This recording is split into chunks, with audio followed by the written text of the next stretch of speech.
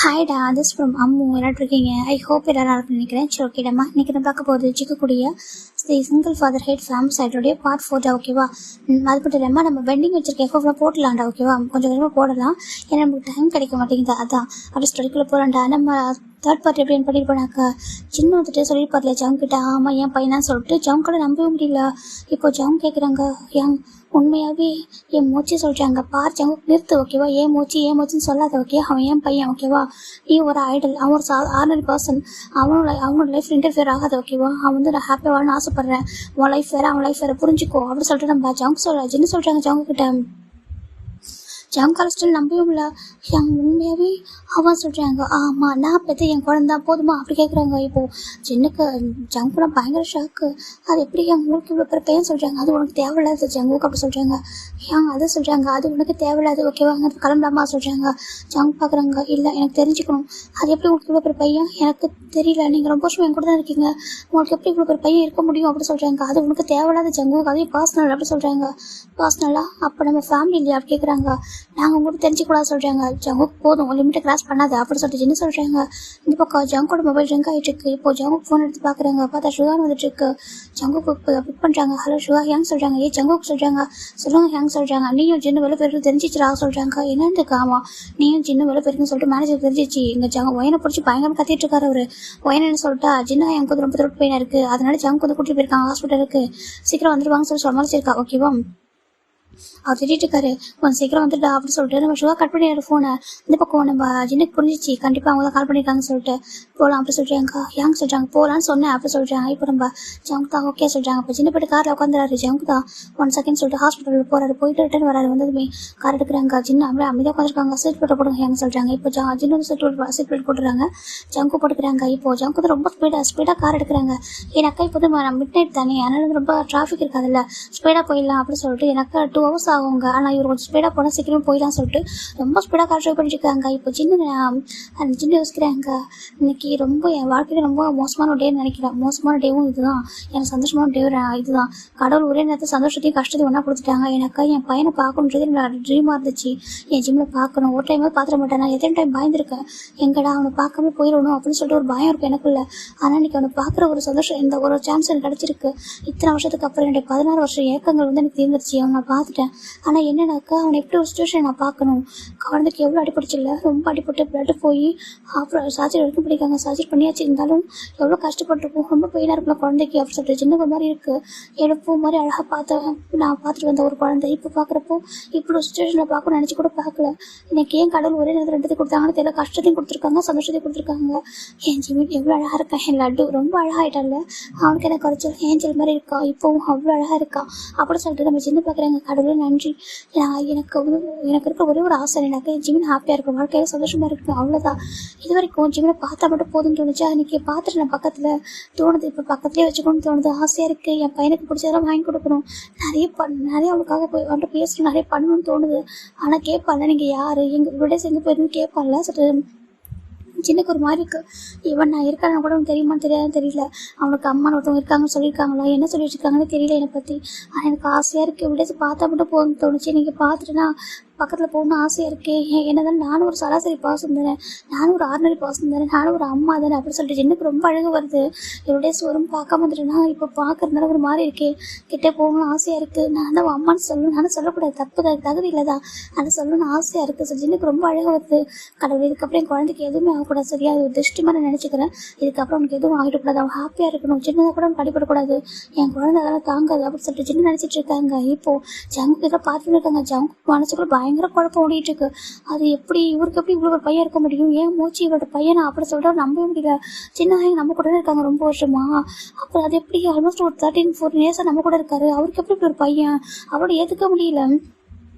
இப்போது கார் ஸ்பீடாக வந்துருக்கு, ஆல்மோஸ்ட் 1 hour ரீச் ஆகிட்டாங்க. இங்கே ஃபோனால் டேம்க்கு வந்துட்டாங்க. ஜின்னு ஜங்கு இறங்கி வந்துட்டு இருக்காங்க. இந்த பக்கம் பார்த்தா மேனேஜர் தான் உட்காந்துருக்காரு. மேனேஜர் சுற்றி இவங்க நின்றுருக்காங்க. ஃபைனலாக நம்ம ஜின்னு ஜங்கு லன்ச் ஆகுறாங்க. இப்போ மேனேஜர் பார்க்குறாங்க, வாங்க அப்படி சொல்கிறாங்க. இப்போது ஜின்னு தான் சார் சொல்கிறாங்க, ஏன் ஜின் உனக்கு த்ரோட் பெயினாக்கா ஃபஸ்ட் என்ன சொல்லணும், நான் இதுக்கு இருக்கேன், நாங்கள் டாக்டர் அரேஞ்ச் பண்ண மாட்டோமா, டாக்டர் ஒரு சில பார்க்க மாட்டோமா அப்படி கேட்குறாங்க. உங்களை பார்த்துக்கு தானேப்பா நாங்கள் இருக்கோம், இத்தனை ஸ்டாஃப் மேனேஜர் இவ்வளோ பேர் எதுக்கு இருக்கோம் சொல்கிறாங்க. சார் சொல்கிறாங்க, நாங்கள் எதுக்காக இருக்கோம் சொல்கிறாங்க. இப்போ நம்ம மேனேஜர் டேரக்டாக ஜங்கு கிட்ட போகிறாங்க. ஜங்குக்கு சொல்கிறாங்க, சார் சொல்கிறாங்க, நீ என்ன நினைச்சிருக்கோம் மனசுல இப்படினாக்கா டிரைவர் இல்லாமல் பாடி இல்லாமல் உன்னோட ஓன் கார் எடுத்துட்டு போயிருக்கா அப்படி கேட்குறாங்க. இப்போ ஜங்கு மாதிரி பார்க்குறாங்க. சார் சொல்கிறாங்க சொல்லு என்ன நினச்சிட்டு இருக்கோம் கார்ன்றது நீ வீட்டுக்கு போகிறப்ப மட்டும் யூஸ் பண்ணுறது ஓகேவா, நீ கம்பெனியில் இருக்கப்போ நீ கம்பெனி காரை யூஸ் பண்ணணும், அதுவும் டிரைவரோட இது பாடி கார்டோட. நீங்கள் யார் மேலே போயிருக்கீங்க இப்படி போயிருக்கீங்க வெளில யாரும் அவங்க பார்த்தா என்ன ஆகும், ஆர்மி அந்த கூட உங்க மேலே அப்படியே அட்டாக் பண்ண ட்ரை பண்ணுவாங்க. அவங்க அட்டாக் பண்ண மாட்டாங்க, ஆனால் அவங்க உங்க மேலே வச்சுருக்க கிரேசினஸ் அந்த கிரேஸ் லெவலில் அப்படி அவங்க மேலே வந்துட்டு பாஞ்சிருவாங்க தெரியுமா, அதை கண்ட்ரோல் பண்ண முடியாது. அவ்வளோ கூட்டத்தில் உங்களை கூட்டிட்டு போகிறது பெரிய விஷயம். அவங்க வந்துட்டு அவங்களே மறந்துடுவாங்க, யாருன்றே மறந்துருப்பாங்க ஐடல் ஃபேன்ஸ் அந்த லிமிட்டெல்லாம் மறந்துடுவாங்க. அப்படி உங்க மேலே கிரேஸாக இருக்காங்க, அது நல்லதும் அதில் இருக்குது கெட்டதும் இருக்குது சரியா. உங்களுக்கு பிடிச்சவங்க பிடிக்காம 2 பேரும் கலந்துருக்காங்க. இது யாருன்னு பார்க்குறது தனியாக போய் உங்களுக்கு என்ன யார் போது பதில் சொல்கிறது அப்படி கேட்குறாங்க.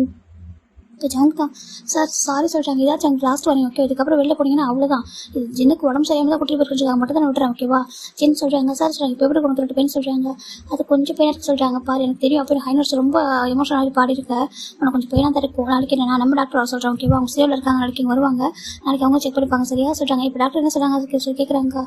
அது சொல்கிறாங்க ஜங்க் பார்க்குறாங்க லைட்டாக இன்ஃபெக்ஷன் இருக்கு ரோட்டு அப்படின்னு சொல்கிறாங்க. அப்படி மெடிசன் கொடுத்தாங்களா சொல்கிறாங்க. ஒரு மெடிசன் கொடுத்தாங்க சொல்கிறாங்க. அது வந்து பெருசாக எடுத்து வேணாம் ஓகேவா, ஜின் அட்ஜஸ்ட் பண்ணிக்கோ கொஞ்சம் மார்னிங் நம்ம டாக்டர் வர சொல்கிறேன் சரியா சொல்கிறாங்க.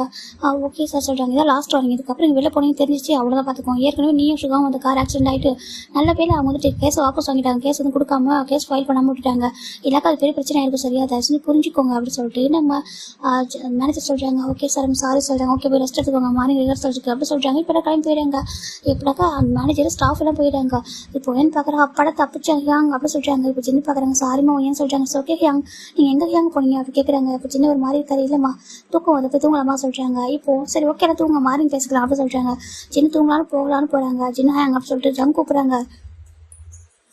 இப்போ சின்ன திரும்புறாங்க. என்ன ஜங்கம் சொல்கிறாங்க உங்கள்கிட்ட பேசணும் சொல்கிறாங்க. இப்போ ஜெகப் பார்க்குறேன் டே அதை தூக்கம் வர சொல்கிறாரு. அப்போ தூங்கிட்டுண்டா அவருக்கு த்ரோட் பண்ணிருக்குல்ல மார்னிங் பேசிக்கலாம் அப்படின்னு சொல்கிறாங்க. இல்லை எங்கள் இப்போ பேசணும்னு சொல்கிறாங்க. இது உனக்கு என்ன பைத்தியமா அப்படின்னு சொல்லிட்டு நம்ம சுகர் கேட்குறாங்க.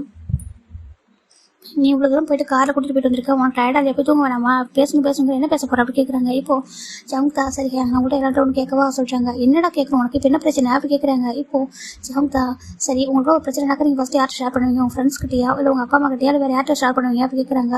இப்போ நம்ம ஷூவா ஜேஹோ போயிட்டே எல்லான்னு பார்க்குறாங்க. அங்கே பாரு இதுக்கு முன்னாடி நாங்கள் வந்துட்டு யார்ட்டும் ஷேர் அதாவது நம்ம ஐடல் ஆகுது முன்னாடி வரைக்கும் நம்ம வீடு நம்ம அப்பா அம்மா ஃப்ரெண்ட்ஸ் தான். இங்கே ஜாயின் பண்ணதுக்கப்புறம் எல்லாமே உங்ககிட்ட தான் ஃபஸ்ட் ஷேர் பண்ணுவோம், அதுக்கப்புறம் வீட்டில் அப்புறம் ஃப்ரெண்ட்ஸ் கிட்ட சொல்கிறாங்க. உங்களை தாண்டி தான் மற்றவங்களாம் அப்படி சொல்லிட்டு எல்லாம் சொல்கிறாங்க. நம்ம அப்படி தானே இருக்கோம் சொல்கிறாங்க. ஆமாம் சொல்கிறாங்க. நம்மளையே எல்லாரும் லவ் பண்ணுறாங்க சொல்கிறாங்க. நம்ம சாங் பிடிச்சிருக்கு நம்ம பிடிஎஸ் எல்லாரும் ரோல் மாடல் சொல்கிறாங்க. அது மட்டும் தான் ரீசனாக சொல்கிறாங்க. இப்போ சுகா பார்க்குறாங்க. எனக்கு மற்றவங்களுக்கும் நம்மளுக்கு டிஃப்ரென்ஸ் இருக்குது சொல்கிறாங்க. என்ன சொல்கிறாங்க மற்ற பேண்டுக்கும் நம்மளுக்கு டிஃப்ரென்ஸ் இருக்குது. நம்ம வந்து லைக் ஒரு ஃபேமிலி மாதிரி, மற்றவங்களாம் பேண்ட் மட்டும் தான், நம்ம வந்துட்டு ஒரு ஃபேமிலி ஃப்ரெண்ட்ஸ் எப்போ ஒன்றா இருப்போம் அப்படி சொல்லிட்டு நம்ம அவங்க சொல்கிறாங்க. சுகா சொல்லவும் ஜங்க் பார்க்குறாங்க. நம்ம அப்படி தான் இருக்கும் ரியல் லைஃப்லையும். நம்ம ரியல் லைஃப்பில் அப்படி தான் இருக்கும். நம்ம அந்த பேண்டை டிஸ் பண்ணால் கூட நம்ம தான் இருப்போம் சரியா, நம்ம ஃபேமிலி மாதிரி தான் இருப்போம் எப்போவுமே. ஒருத்தர் மேலே ரொம்ப ட்ரூ லவ் ட்ரூ கேர் வச்சிருக்கோம். அதனால தான் நம்ம ஆரம்பிச்சுக்கு ரொம்ப பிடிக்குது. அவங்க வந்து நம்மளை ஜஸ்ட் ஒரு பேண்ட் மட்டும் பார்க்கல, நம்மள ஒரு ஃபேமிலியாக பார்க்குறாங்க. நம்மளும் அப்படி தான் இருக்கும், நம்மளுக்கு அப்படி தான் கம்ஃபர்டபுளாக இருக்குது அப்படி சொல்கிறாங்க. ஒருத்தர் மேலே ஒருத்தர் அப்படி தான் கேர் வச்சிருக்கோம் சொல்கிறாங்க. சரி இங்கே இருக்கிறது எல்லாரும் கூட ஈக்குவலாக வச்சிருக்காங்க சொல்கிறாங்க. எல்லாருமே அப்படி தான் இல்லை, எல்லாரும் மறக்காமல் எப்படிக்கா கொஞ்சம் கூட பார்ஷியாலிட்டி பார்க்காம எல்லாருக்கும் லவ் கொடுத்து கேர் கொடுத்து எல்லாம் கிஃப்ட் பண்ணுறா இருக்கட்டும், கேர் பண்ணுறா இருக்கட்டும், கம்ஃபர்ட் பண்ணுறதா இருக்கட்டும், யாரும் சொல்லி கேட்குறாங்க. யாரும் பார்க்குறாங்க. ஜின் ஹாங் தான் அப்படி சொல்கிறாங்க. அப்படியா ஆமாம் சொல்கிறாங்க. அப்போ ஜின் ஹாங் நம்மளை அப்படி தான் பார்க்குறாங்களா சொல்கிறாங்க. ஆமாடா அவர் நம்ம அப்படி தான் பார்க்குறாரு, நம்மளை அவரை பொறுத்தவரைக்கும் நம்மள அவரோட குழந்தைங்க மாதிரி சொல்கிறாங்க. அப்படியா நம்மளுக்கு சொல்கிறாங்க, நம்மளுக்கு அவர் அம்மா மாதிரி சொல்கிறாங்க. சரி நம்ம அப்படி நினைக்கிறோம், அவரே அப்படி நினைக்கிறா சொல்கிறாங்க. எல்லாருக்கும் ஒரு மாதிரி இருக்கு, என்ன சொல்கிற நீ என்ன தான் சொல்ல வர அப்படி சொல்லிட்டு கேட்குறாங்க.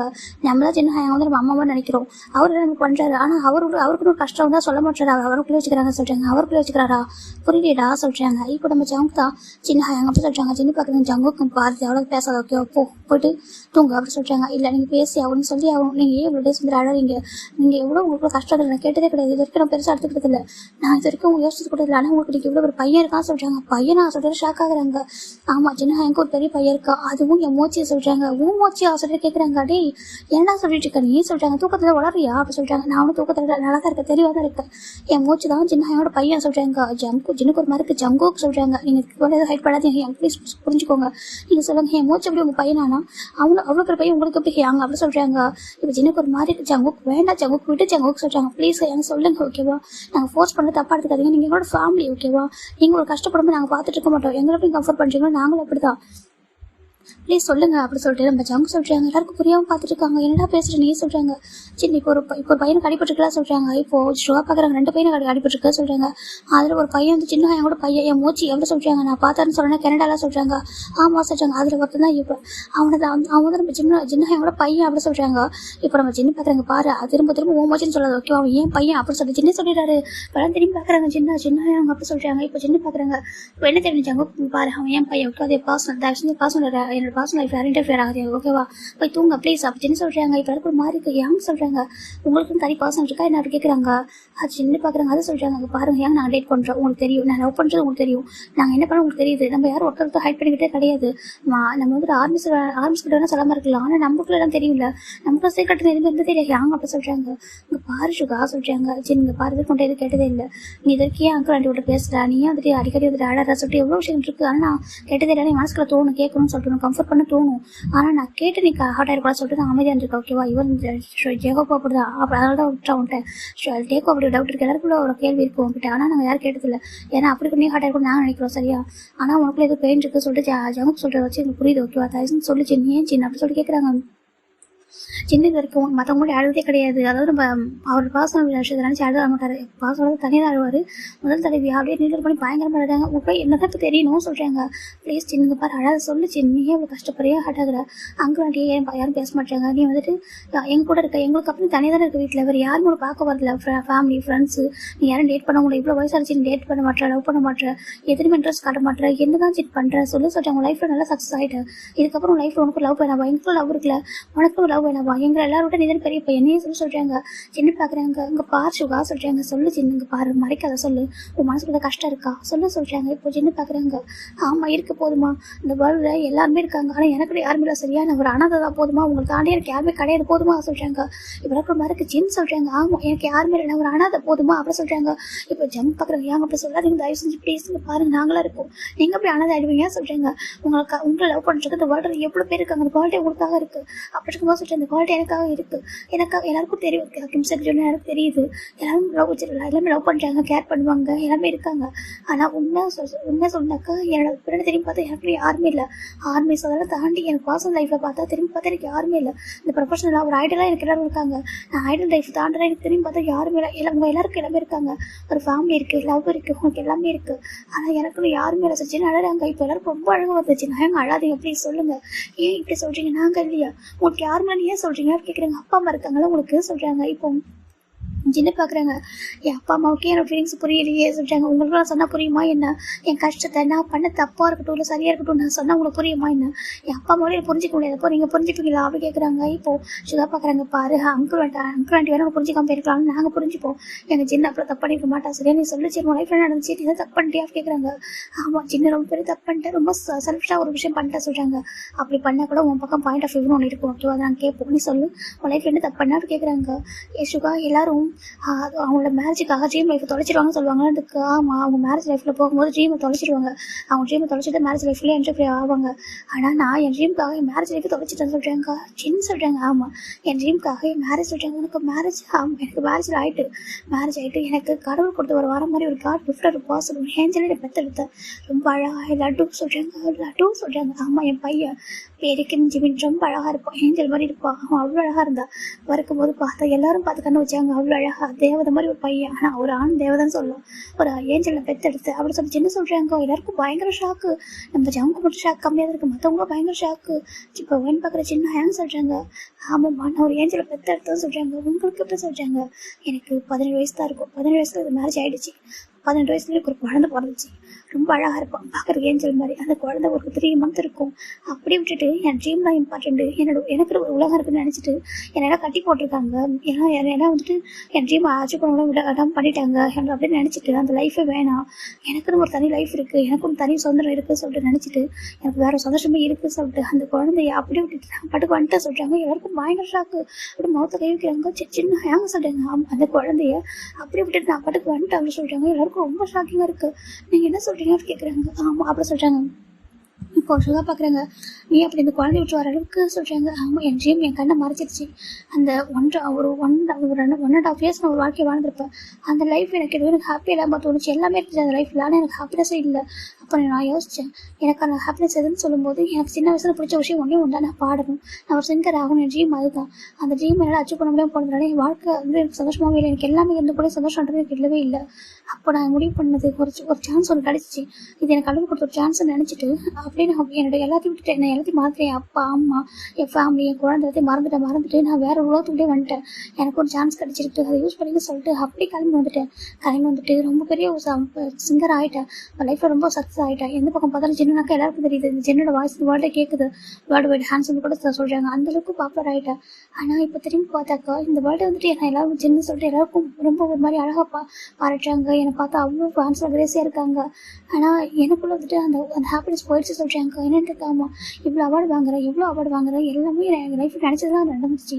எனக்கு நிறைய ஏர்ன் பண்ணிட்டேன். எனக்கு நான் சொந்த காலம் நின்றுட்டேன். என் ட்ரீம் அச்சீவ் பண்ணிட்டேன். ஒரு சிங்கர் ஆகிட்டேன், ஒரு ஐடல் ஆகிட்டேன். அப்படி இருந்து கூட திரும்பி பார்த்தா ஏதோ ஒன்று மிஸ் பண்ணிட்டேன். இதே தொலைச்சிட்டேன்னு தோணுது. எல்லாமே என்கிட்ட இருக்குது. நான் இதெல்லாம் வேறு நினச்சேன்னா அதை வந்துடுச்சு. ஆனால் ஏதோ பெரிய ஒரு விஷயத்தை தொலைச்சிட்டேன் வாழ்க்கையில்.